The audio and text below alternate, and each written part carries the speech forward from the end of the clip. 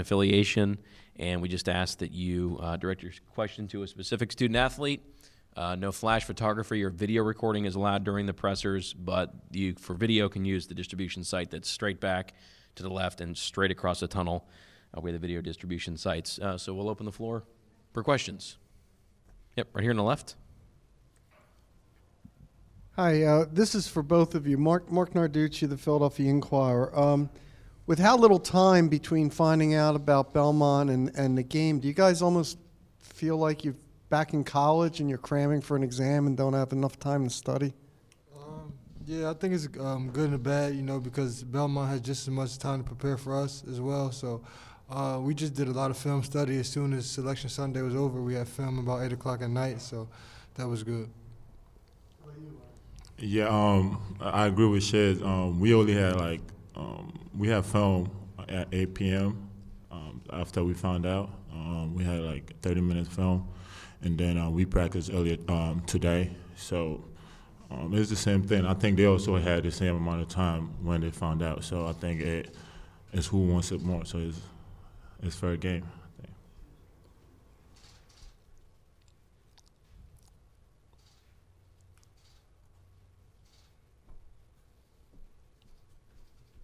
Yep, here on the left again.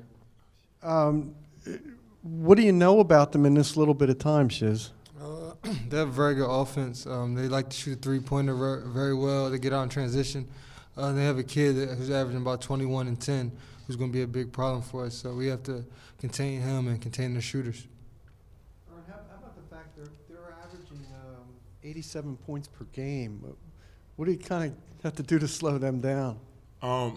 Play defense, stick to the game plan, stay focused the whole game, and just worry about us. We can't control, worry about them. We have to just execute our game plan.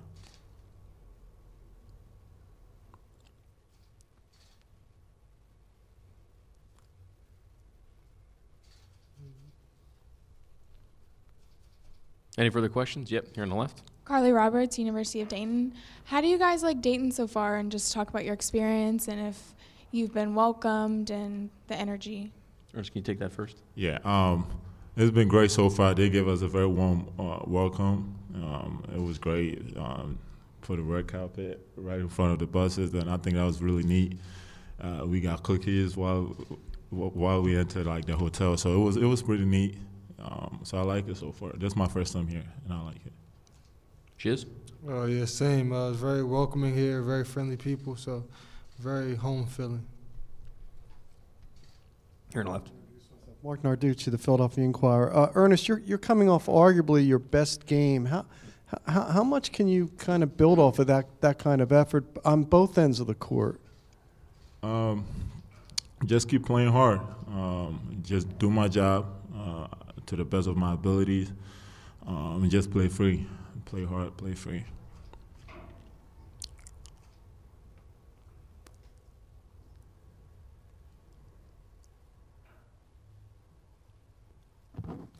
Any further questions for our student athletes? Cheers. Ernest, thank you for your time. Good luck tomorrow night. All right, thank you. And we will be joined by the head coach of the Temple Owls, Fran Dunphy, at 6:10.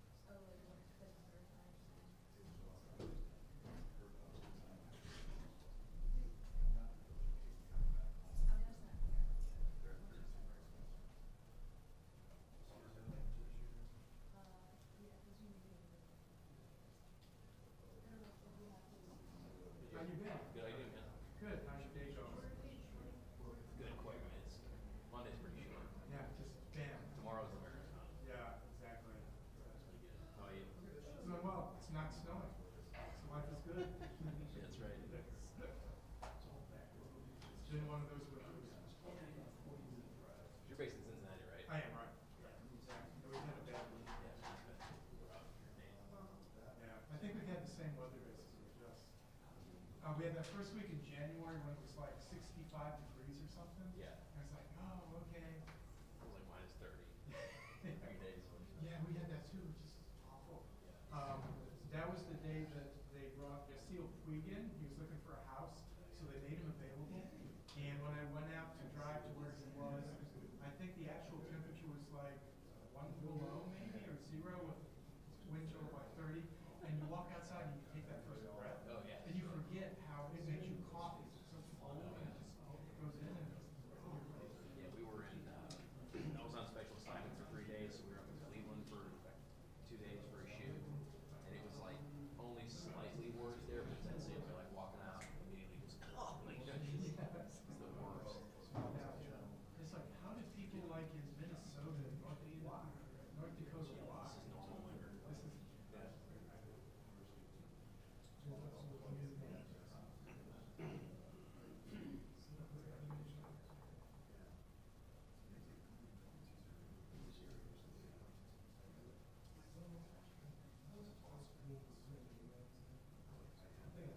new sponsor this year, huh? Body Yeah, armor? they switched the, well, yeah, they switched the Powerade. This was new to us. Yeah, that was the first thing that caught my eye. Yeah, me too. The cup, please. Yeah, exactly. At the bottom of it. Nothing beyond the cup. It's gotta be the cup. Yeah, it was flamethrower, axe.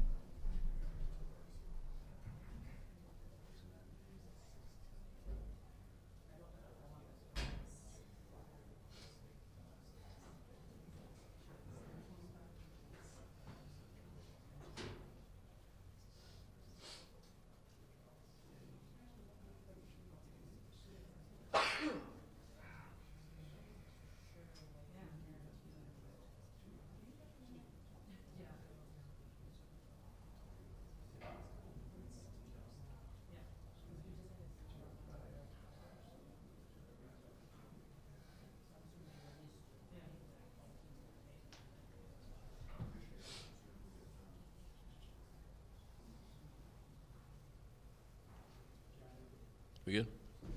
All right, we're now being joined by the head coach of the Temple Owls, Fran Dunphy. All right, here, Fran. Same deal as before. Just raise your hand. We'll bring your mic around. Just name and affiliation. And, Fran, if you'd like, you can start with an opening statement. Excited to be in the NCAA tournament. Happy to be here in Dayton. We played here a couple of years back, 2013 actually.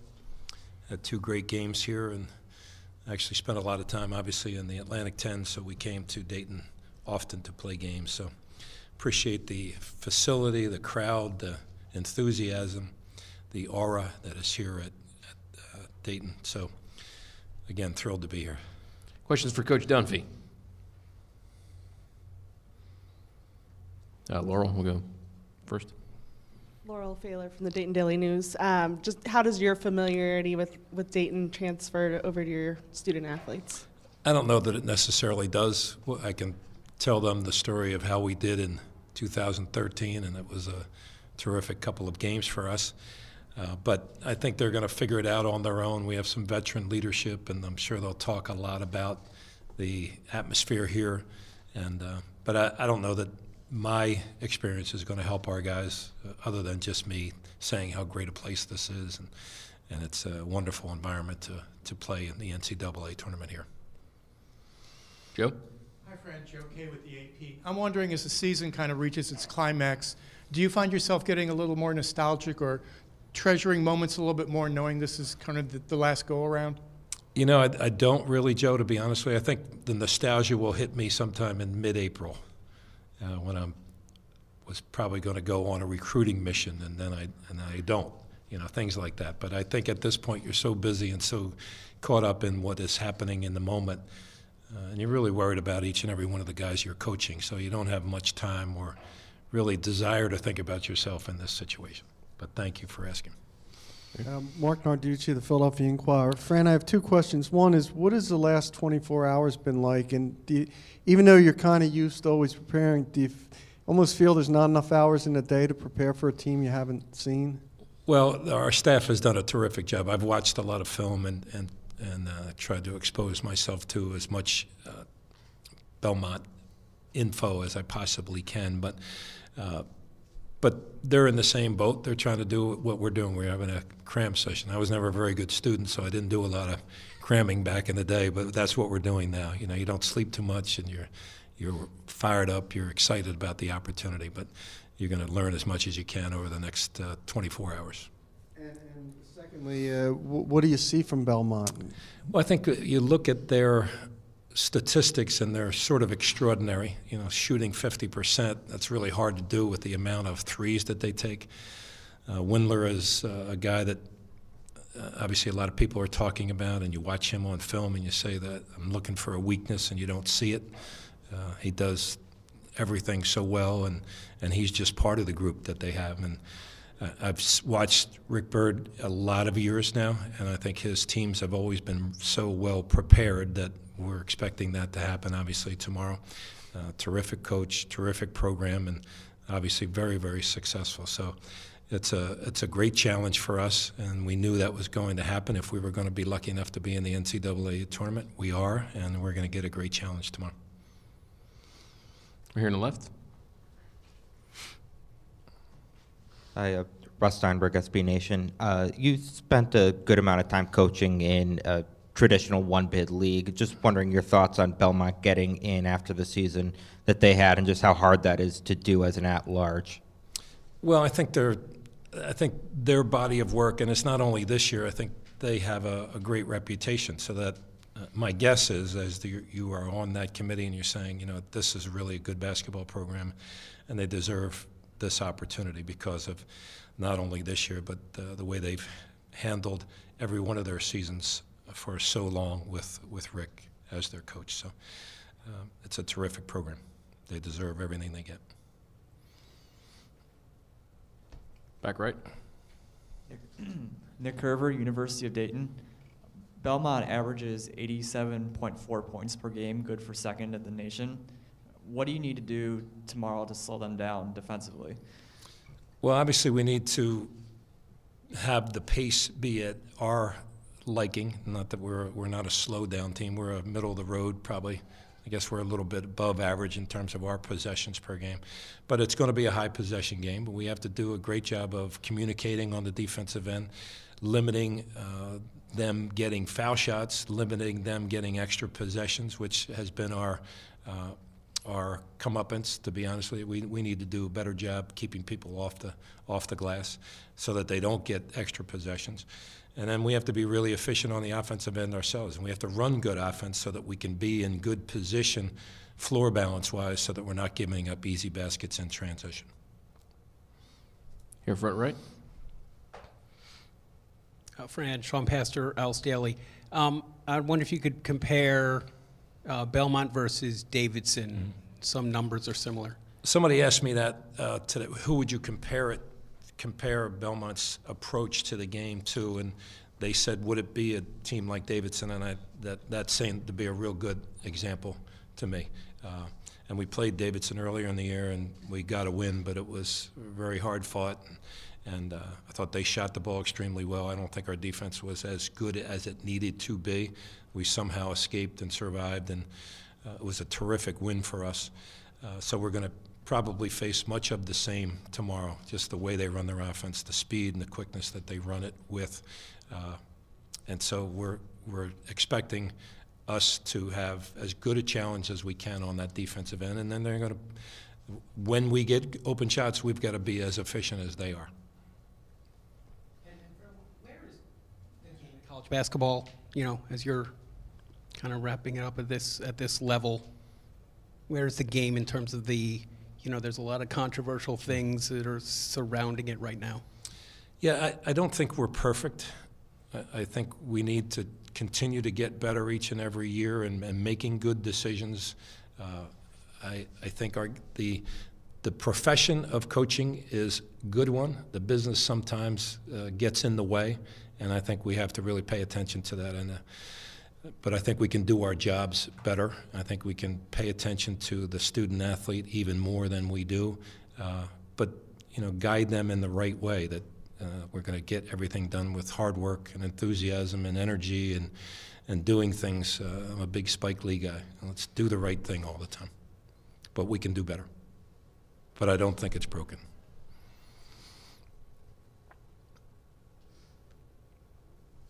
Any further questions for Coach Dunphy? All right, Fran, thank you for your time. Good luck tomorrow night. Thank you very much. Appreciate it. Next scheduled start of a press conference is 6:35. We will be joined by student athletes from Belmont